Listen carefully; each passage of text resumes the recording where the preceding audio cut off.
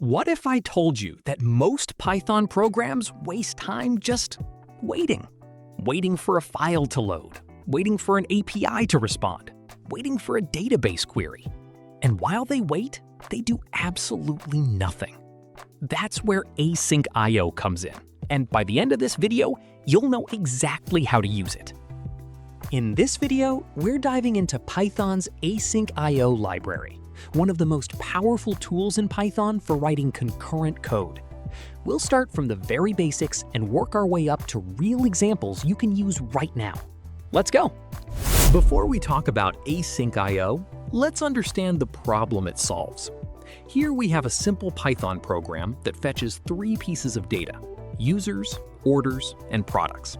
Each fetch takes 2 seconds. Maybe it's hitting a slow API. If we run this, it takes 6 seconds total. One task finishes, then the next starts, and so on.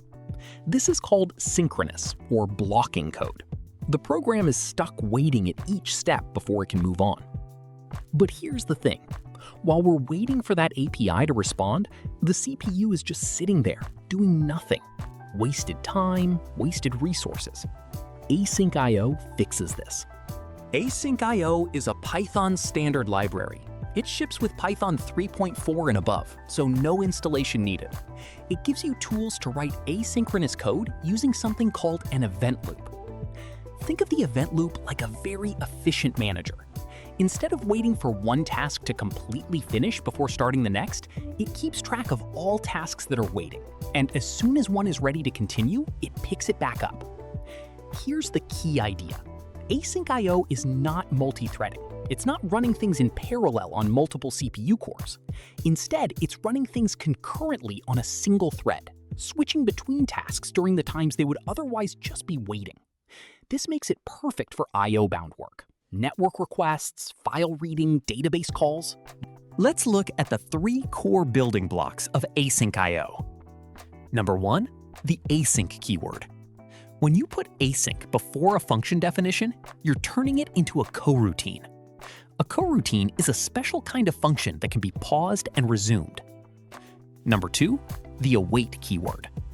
Inside an async function, you use await to pause the coroutine at that point and hand control back to the event loop. The event loop can then run other tasks while this one is waiting.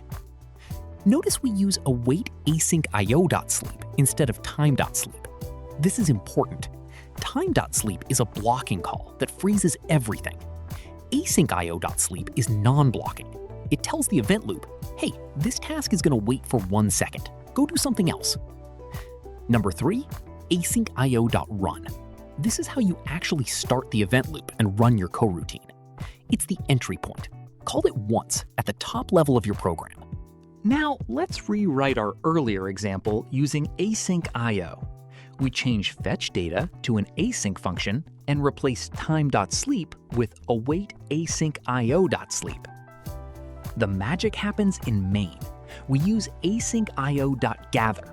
This function takes multiple coroutines and runs them concurrently. All 3 fetch calls start almost immediately, and they all wait at the same time. So instead of 6 seconds, the total time is about 2 seconds. Run this and look at the output. All 3 fetching messages print right away. Then, after 2 seconds, all 3 done messages appear.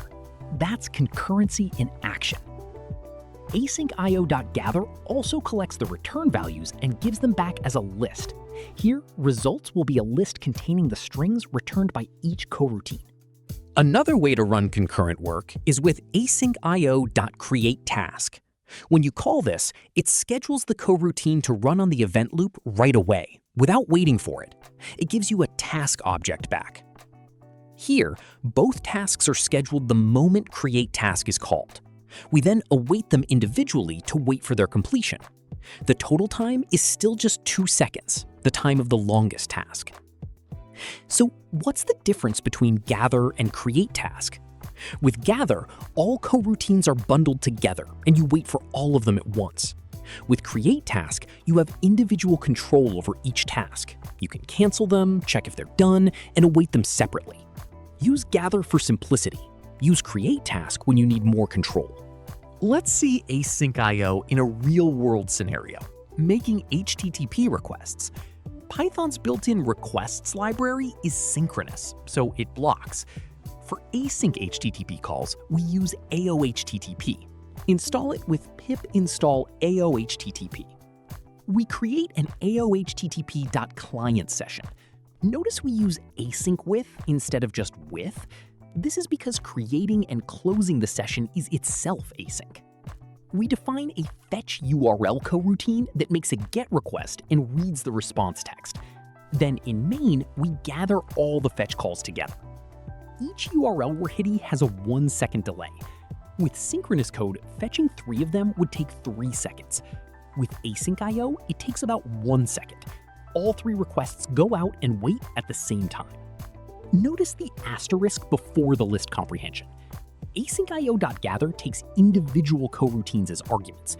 The star unpacks the list into separate arguments. Let's do a quick recap. Async I/O is Python's built-in library for writing asynchronous, non-blocking code. It's best used for I/O-bound tasks like network requests, file I/O, and database calls.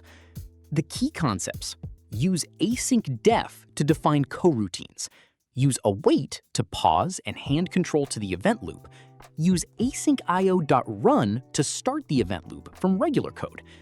For running multiple tasks concurrently, use async io.gather for simplicity, or async io.createTask for more control. And for real HTTP requests, use aiohttp instead of requests. Remember, async I/O is not multi-threading and it's not multi-processing.